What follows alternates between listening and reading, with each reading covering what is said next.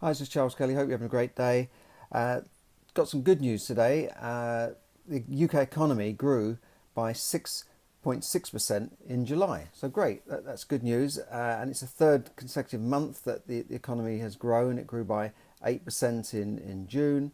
That's all nice and rosy, and things are obviously looking good. Um, However, it doesn't mean that we're out of the woods. Although the Office for National Statistic figures are showing positive signs, a lot of those are down to the fact that hairdressers, pubs, restaurants, food services sector were allowed to open, and in fact they grew. That sector alone grew by 140% between June and July.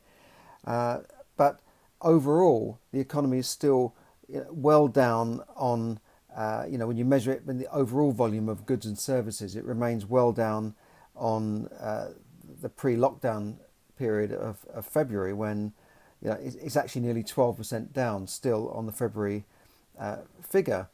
And you have some good signs in here. Everyone wanted to go to the pub, so alcohol sales are up 30%.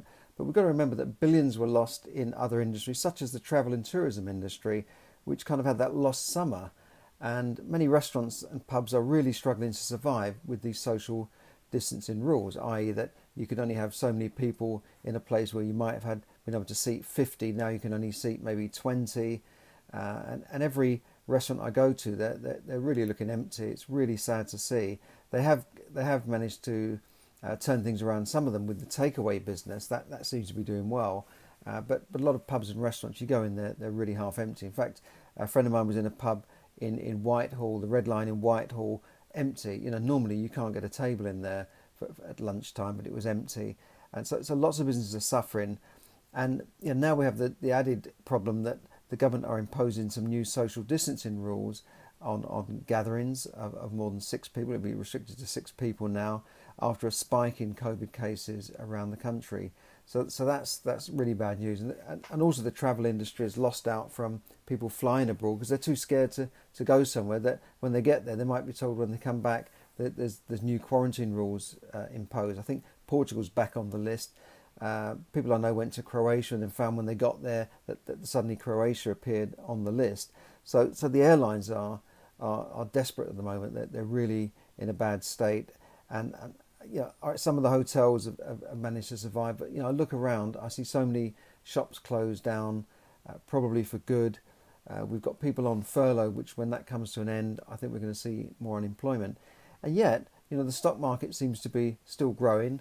Property prices are at an all-time high, and from that point of view, things seem to be quite rosy. But what I want to know is it the storm, the calm seas before the storm comes, and then we have a tsunami or a tidal wave of problems, because that's what I sort of foresee, really, that later on in the year, maybe early next year, we're going to have some big problems. At the moment, the economy has been kept going, kept on the move by the massive amount of multi-billion and even trillion-dollar expenditure by the central banks to pump money into the economy to keep it going, and that's what's paid for these bounce-back loans, for the furlough schemes and similar schemes in other countries like in America, where people are getting money to sit at home and do nothing, and that can't continue. So what's going to happen when that runs out? And then we could see higher taxation imposed on certain businesses when we look at how we're going to pay for this mess. Then that's when that's when some stuff's going to hit the fan, or they cut government expenditure. I don't know. I really don't know what's going to happen. I don't know how they're going to find their way out of this. But they say that this whole thing could cost the UK 300 billion this year. And 300 billion. It's a huge amount. We throw these figures around, a billion here and a billion there, and we're spending an extra 5 billion on this and 2 billion on that. But think of £1 billion.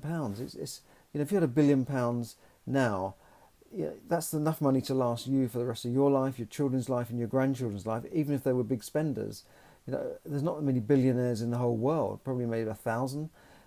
So it's a huge amount of money. And then you think 300 of those, 300 billion, has been spent just by the UK. In America, it's running into trillions. That's a 1,000 billion. So a trillion.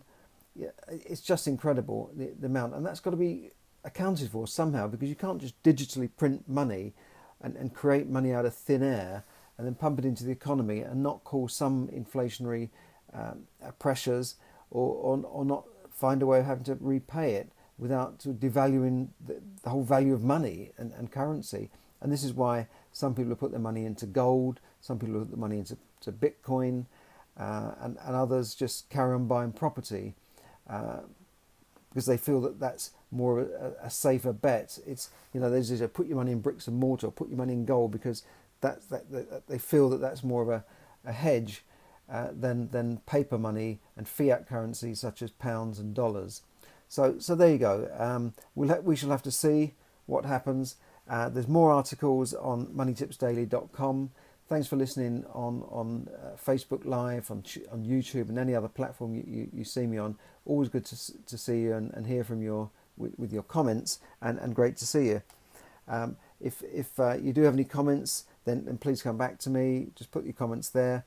If you're looking for a way of how you can adapt to this new economic model, if you need any further information on wealth mentoring, coaching, or how to survive this crisis and how to survive and thrive the crisis, then just email me, charles@charleskelly.net, or just on Facebook or YouTube. Thanks for listening. Have a great weekend. Bye for now.